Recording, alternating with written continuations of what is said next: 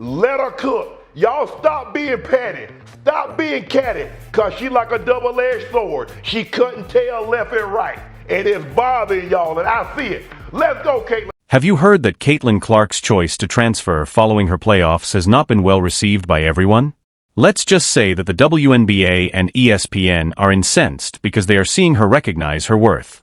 Say this, I love the point that you made about Caitlin Clark in terms of the BS that she had to deal with off the court. We got to remember she's been box office, she was the main attraction, and there were so many storylines that's been associated with her. Most recently, the whole thing with her and Cheryl Swoops, even though it really wasn't her, it was Cheryl Swoops and all this. Every time you turned around, there was something that she had to deal with. After her debut WNBA season, Caitlin Clark has packed her bags to leave America for an off-season in Europe, but ESPN is not happy with this at all. They are throwing temper tantrums like a baby and acting as if they have any right over Caitlin Clark, but after their dismissive coverage of the WNBA's biggest star, ESPN doesn't get to decide whether Clark leaves or stays in that pathetic league. They didn't care when she was playing under enormous pressure and still coming on top of the game. They didn't come to her rescue when she needed it the most. Now they are left scrambling for leftovers after she's gone because now nobody's watching WNBA. The burning question on everybody's minds now is whether she is leaving the WNBA to play in another league overseas, and let me tell you, all these news articles circulating on social media are unreliable, to say the least. These articles are not reliable, but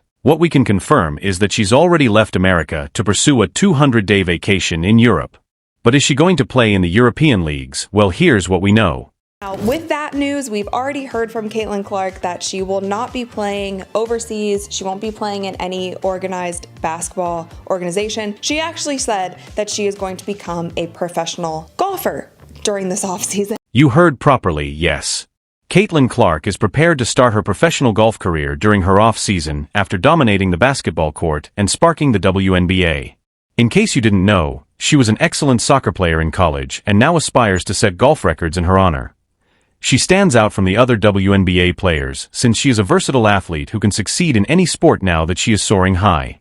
ESPN and the WNBA have learned that Caitlin Clark is the golden goose, but it's too late. Her ship has already crossed the Atlantic.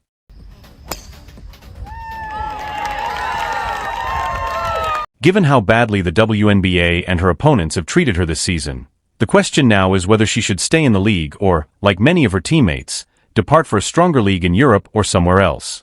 Her highlights from one game where she scored 3 goals. That's right, 3 goals in one game. And I know these highlights are far from HD 4K, so I zoomed in after each goal so you could get a closer look. Caitlin does such a good job of staying on sides here, and then the second that pass goes through, she puts on the afterburners and then hammers it home low right. Although Caitlin Clark has declared that she is not joining any European leagues and that she may return to the league next season, the question here is whether she should stay in the WNBA and risk further losses of her fitness reputation and overall ability.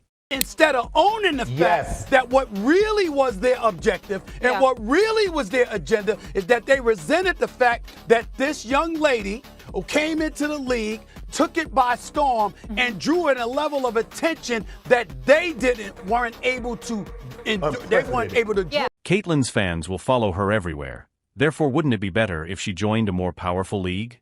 Remember that European leagues had more competitive salaries, better playing conditions, and more alluring bonuses than the WNBA. But now during this offseason, the players are already moving around. So a couple players have already announced that they are going overseas. We have Kelsey Mitchell going to play in China, NaLyssa Smith also playing in China, and NaLyssa Smith is one where there was a big question mark around her if she would be returning to the Indiana Fever, but she'll be going to play in China, and Temi Fagbenle will be playing in Turkey. Many players have already departed to offer their skills overseas after growing disillusioned with the WNBA authority.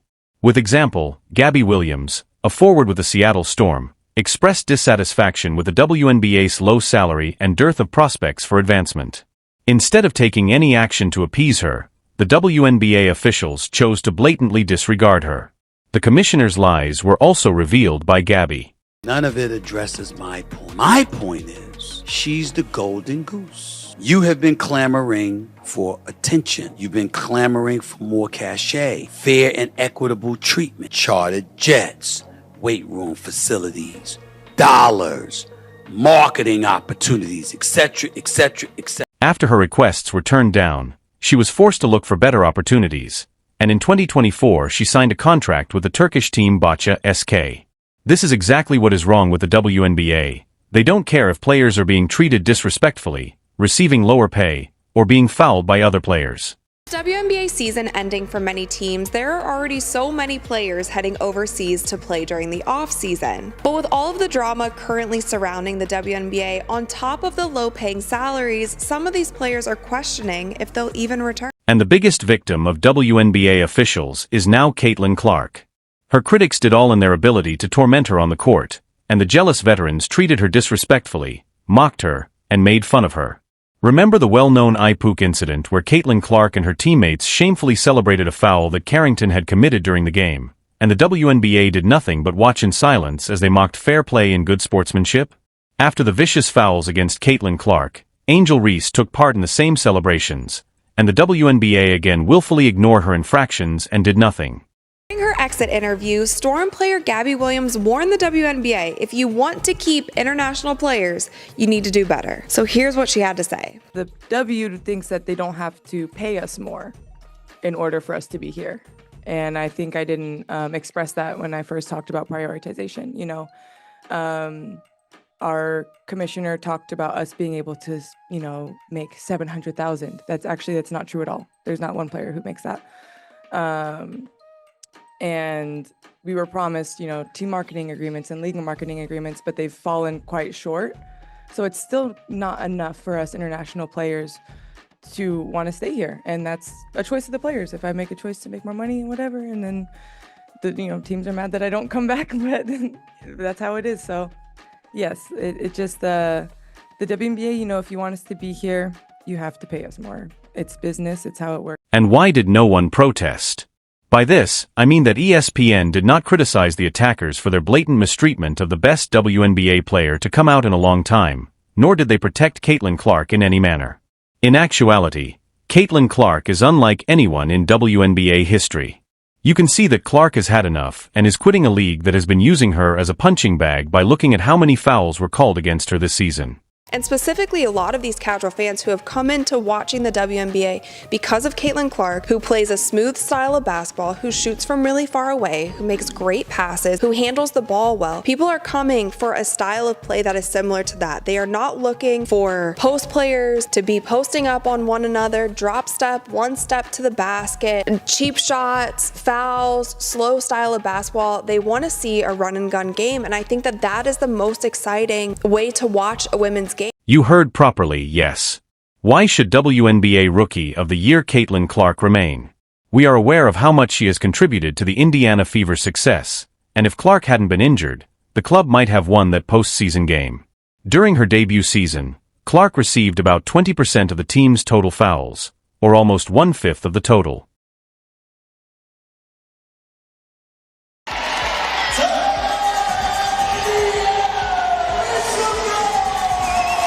The continuous fouls required her to physically defend herself. Clark acknowledged that she thought she was being beaten. Kennedy Carter now with 12 points off the bench.